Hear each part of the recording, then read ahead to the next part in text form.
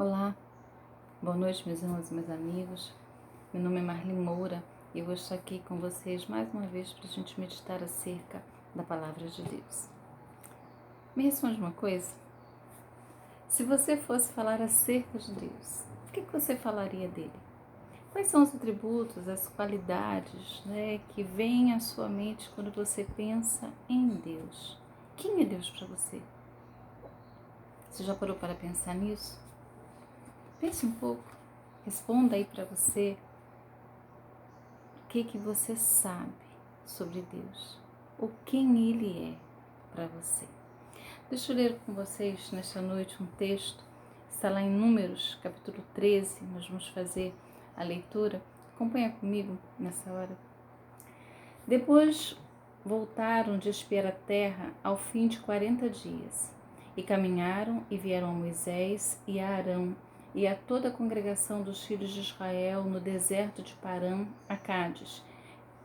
E tornando, deram-lhe conta a eles e a toda a congregação e mostraram o fruto da terra. E contaram-lhe e disseram: Fomos à terra que nos enviaste, e verdadeiramente mana leite e mel, e este é o fruto. O povo, porém, que habita nessa terra é poderoso, e as cidades fortes e muito grandes. E também ali vimos os filhos de Anak.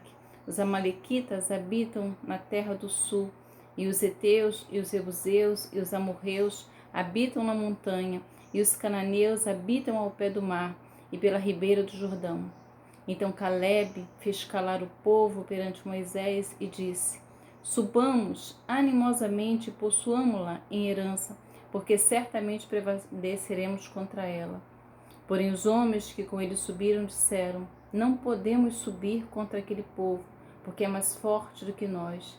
E infamaram a terra que tinham espiado perante os filhos de Israel. A terra pelo meio do qual passamos a espiar é terra que consome seus moradores, e todo o povo que vimos no meio dela são homens de grande estatura. Também ali vimos gigantes, filhos de Anak, descendentes de gigantes, e éramos aos nossos olhos como gafanhotos, e assim também éramos aos seus olhos.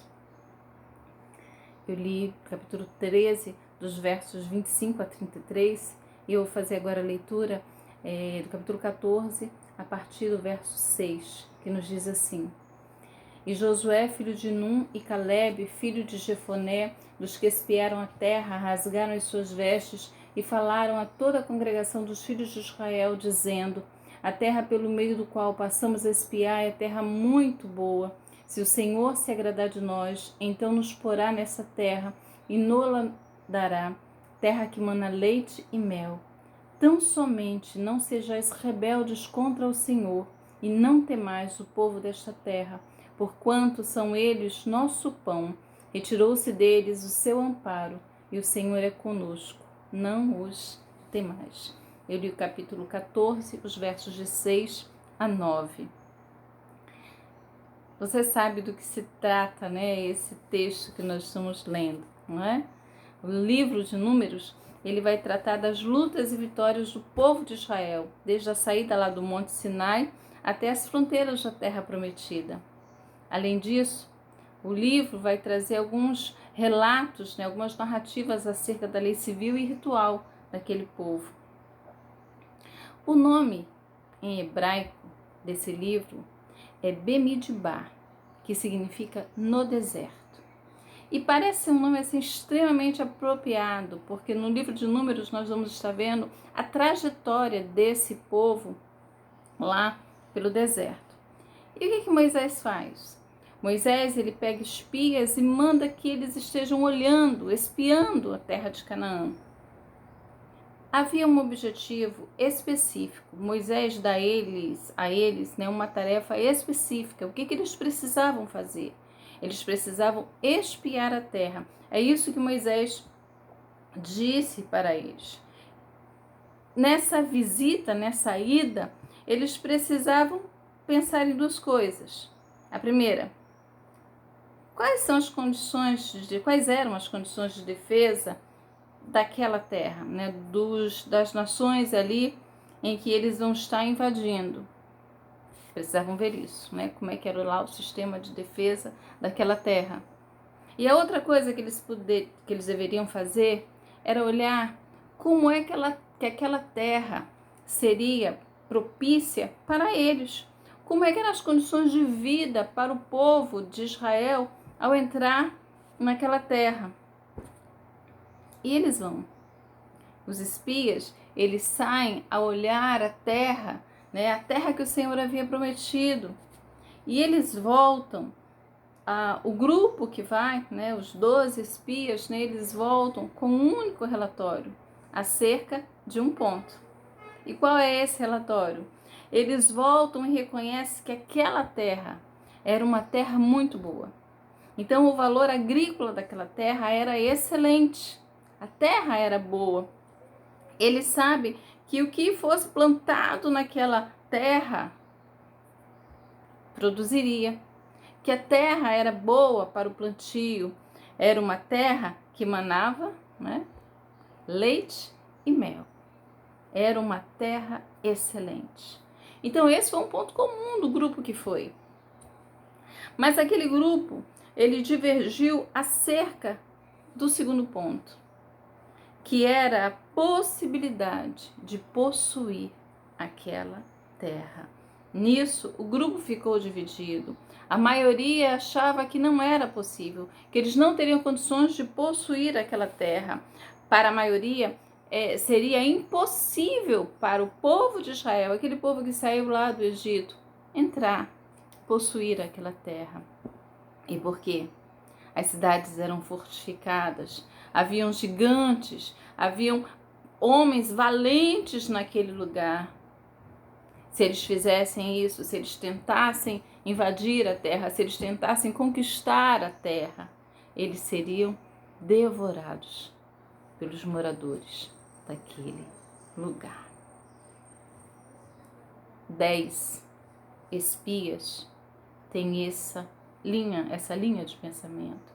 10 homens olham e percebem e acham e creem que não era possível para aquele grupo entrar e possuir aquela terra.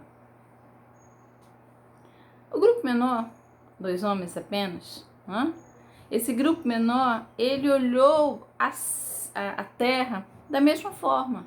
Ele conseguiu ver lá as cidades fortificadas, eles conseguiram ver que haviam homens valentes, que haviam pessoas, né, de guerreiros, né, naquele lugar. A diferença é que se para o primeiro grupo possuir aquela terra era algo impossível, para o segundo, aquilo que eles viram, cidades fortificadas, valentes, guerreiros, seriam apenas obstáculos que eles teriam condições de superar. Esse grupo, menor grupo, creu que Deus poderia dar a eles a posse daquela terra. Bom, você conhece aí como é que termina essa história, não é? Aquele povo que poderia ter atravessado o deserto em poucos dias, eles vão caminhar durante 40 anos pelo deserto, até conseguir entrar na terra prometida. Uma geração de homens incrédulos perecem no deserto sem ter a condição de entrar, de possuir a bênção do Senhor, aquilo que o Senhor havia prometido. Eles não creram e por isso não herdaram a promessa do Senhor. Eu li há muitos anos, em um livro, e o livro falava acerca, eu não me recordo o nome do livro agora, mas ele falava acerca desse texto, e o autor, ele dizia uma frase que eu não esqueci. Ele dizia que quando os nossos sonhos morrem, o plano de Deus não se realiza nas nossas vidas. O primeiro grupo, o maior grupo, parou de sonhar os sonhos de Deus. Deixou que os sonhos morressem porque viram as dificuldades. e esqueceram de quem era o Senhor. Josué e Caleb, da geração que pereceu lá no deserto, Josué e Caleb herdaram a terra prometida. Eles conseguiram entrar naquela terra, ver a bênção do Senhor naquele lugar, porque creram na promessa de Deus e sabiam que o Senhor era poderoso para fazer não só isso, fazer muito mais do que aquilo que eles estavam imaginando. Mas o que essa história, que já ocorreu há tanto tempo, o que isso tem aí a ver com você? O que isso tem a ver comigo, que estou aqui conversando com você neste momento? Olha, se eu posso aplicar esse texto à minha vida, se eu posso aplicar esse texto à sua vida, eu gostaria de dizer a você que muitas vezes nós estamos assim. Nós estamos no deserto, nos desertos da vida, mas bem próximos de águas. E às vezes paramos, não andamos, não damos um passo à frente, não conseguimos avançar, porque ficamos parados olhando apenas as dificuldades. E quando isso ocorre, nós nos tornamos incrédulos no Deus que pode fazer todas as coisas. Sabe por que Josué e Caleb, sabe por que eles permaneceram firmes? Porque eles sabiam quem era Deus. Eles disseram isso. Eles disseram, olha, se o Senhor se agradar de nós, se esta for a vontade de Deus, e eles sabiam que eram, porque essa era uma promessa que o Senhor havia feito. O Senhor havia dito a Abraão que faria dele uma grande nação. O Senhor havia dito a Abraão que daria a ele uma terra, a ele e a sua descendência. Eles eram descendentes de Abraão e eles eram herdeiros desta promessa. E eles sabiam que Deus, o Deus que prometia, era o Deus que cumpriria. O Deus que prometera era o Deus que cumpriria a promessa. Eles sabiam exatamente como Deus disse que os tiraria do Egito, daquela terra de escravidão, e como o braço do Senhor fez. Tirou aquele povo do Egito contra um império, né? Derrotou o Faraó e os seus cavaleiros. A primeira coisa que você precisa saber é quem é Deus. Você precisa saber que Deus é fiel para cumprir as suas promessas. Você precisa saber que Deus é fiel, Ele vela por cumprir a sua palavra. Ele é fiel. E você precisa saber disso e crer nisso para não se tornar um incrédulo diante dos obstáculos, diante das dificuldades da vida.